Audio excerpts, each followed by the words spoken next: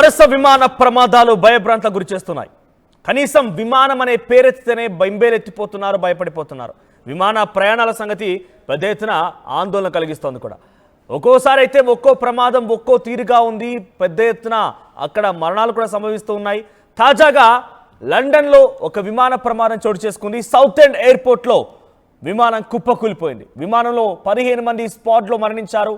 13 మందికి ప్రయాణికులు, 2 పైలట్లు కాలి బూడిదైపోయారు. Take off అయిన క్షణాల్లోనే ఈ విమానం కుప్పకూలిపోయింది. ఒక్కసారిగా పెద్ద ఎత్తున మంటలు గిసిపడ్డాయి. నెదర్లాండ్స్కి వెళ్తుండగా ఈ ప్రమాదం చోటు చేసుకుంది.